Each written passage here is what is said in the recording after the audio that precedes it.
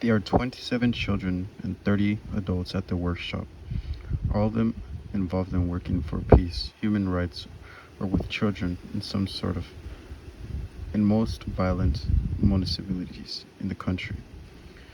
15-year-old Farley's, the child mayor of Apartao, was the oldest of the children.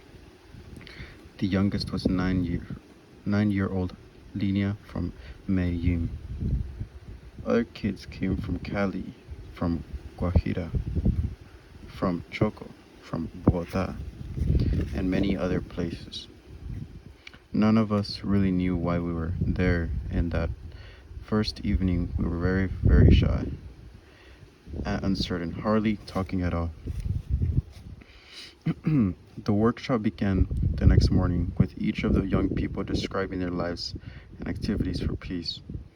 Almost everyone started by saying, "My home is very beautiful," or "I love my home." We all felt that way. We talked about the people, the food, the parties, and music, the oceans, rivers, and mountains, the heat of the sun or the cool breezes. Then we described the bad things, the violence, and the way it affected children. I was amazed to learn that it was just as bad for others as it was for us in Aguachica. I had heard news reports of the violence, but I had not realized what it meant for so many Colombian children.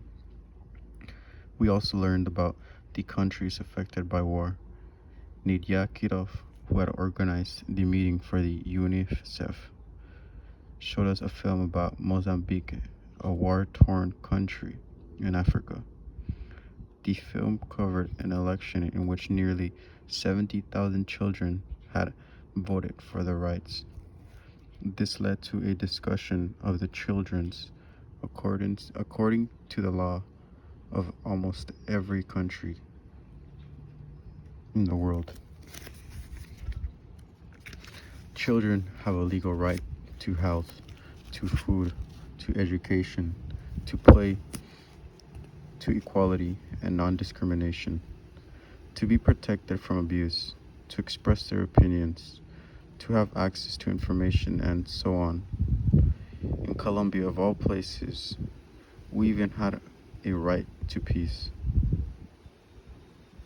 It was written in our constitution, and it applied not just to children, but to everyone. On the second day, we young people were asked to recommend courses of actions to oppose violence and promote peace and our rights. It wasn't easy. We soon fell into arguments, and some of the adults found it hard to keep quiet. They kept saying, "But have you thought about this?" or "What about that?" They seemed to be putting pressure on us when really we needed time to work on things out on our own pace. Finally, one of the children, I forgot who, proposed a vote to ask all the adults to leave the room. The motion was passed unanimously. Only Cynthia, the winded, who had organized the games we played at the start of the workshop, stayed. It took us a long time to sort out our ideas, but finally, we were we re, for finally we were ready to invite the adults back in. We told them we wanted to create spaces where children's voices against war could be heard all over the country. We wanted cultural events where children could express their hopes and interest in peace through the arts.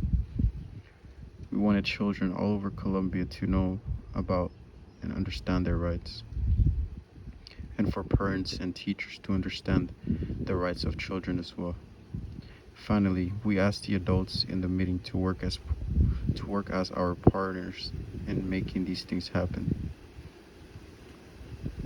Children, Children and adults began working together to turn these ideas into a plan of action.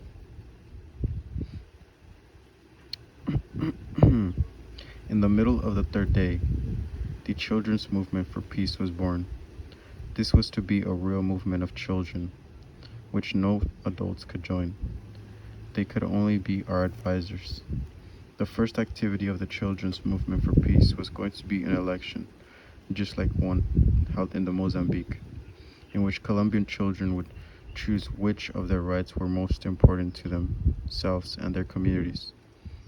The election would draw attention to the effect of war on children, but it would also help children, teachers, and parents learn about child's rights. Before leaving, before leaving, all of us signed a declaration agreeing to support the Children's Movement for Peace and to promote the Children's Right election, which became known as the Children's Mandate for Peace and Rights. I was so excited when I returned to Aguachica. A whole new way of seeing the future seemed to have opened up. I believe that if children from all over the world, from all over Colombia, work together, we could change our country. Many people in Aguachica were discouraged by the renewed violence, but I kept talking about this new children's movement that was going to grow right across the country. I could see that I could see that what I was saying even gave some of the adults hope. They listened carefully and then often they would say, "I want to help you. Tell me what I can do." They trusted me. So many lives had been so many lies had been told in my country for so many years that people do not know what or who to believe anymore. They cannot always trust the newspapers, the radio, or televisions, the politicians, the armed groups. But when they hear children talking about the violence and the way it affects us now and how we want peace, somehow they know they are hearing the truth. 4 weeks after I returned to Aguachica, our horse trainer, Hugo, was murdered. Some armed men arrived at the house and set it on fire. As Hugo tried to rescue his daughter from the burning building, they grabbed him and forced his family to watch as they beat and tortured him. Hugo's 14-year-old nephew tried to stop the attackers. He ran forward, shouting, "Stop, please stop, don't hurt him anymore." One of the armed men grabbed the boy and said, "So, you want some of this too? Do you? You want some of this too?" And they shot him. They killed the child, and then they killed Hugo. The surviving family members fled from the farm and for a while stayed in Aguachica town. They had to run away again. I don't know where they are now. They had been displaced by violence, like so many millions in our country, as I am too now. We always thought that Hugo's death and that of my father's were connected, but to this day, we have never been able to understand how. In the next couple of weeks, there were several signs that our family was in danger. One morning, my father and Andres were held up and threatened on their way to the farm. We received sinister anonymous telephone calls, including one that wanted my mother to take care of me, including one that warned my mother to take care of me. She was told a man with a gun has been asking questions about what time Juan Elias gets out of school. Right away, my mother contacted the army base next to the school to ask for protection. They told her that 3 army privates would be assigned as my bodyguards, but they never showed up, so I did not go back to school. About a week before the murder, my mother had a dream that she and the entire extended family were squeezed into my father's Renault. Everyone was there except him. We were traveling in procession that was led by all children. My cousin Lush, Andres, and I were all dressed in white as if we were going to our first communion. Suddenly, it began to pour, which was unusual. Aguachica is a very dry place. We rarely have big downpours. My mother told my father about the dream, which she thought was the which she thought was a premonition of death. But my father never took such things seriously. He told her, "I am not ready to die yet." The morning he was killed, we had just driven up from the farm. The morning was already hot, the palms, the palms framing the entrance to the townhouse were wilting in the heat. We learned that we learned that his office had been trying to reach him because some patients were waiting. One was a regular client. The others we now believe were the assassins. We stood in the entrance of the emergency room. My mother closed the door, and I was about 15 feet away, talking with Alexander, one of the human rights workers from Agua Chica. He had come to the hospital as he heard about my father. While we waited for news, many more people showed up, all wanting to know if it was true. I told many of them, "Don't worry, he's going to be fine. They're taking care of him." I really believed it. Right after my dad was shot, he had staggered out of his office calling for help. "I'm all right," he told one of his neighbors, "but get help for Luch."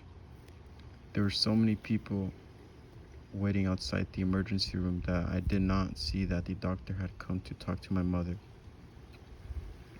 A school friend of Luch overheard their conversations and came pushing through the crowds towards me. "Juan Elias, your father just died," he said.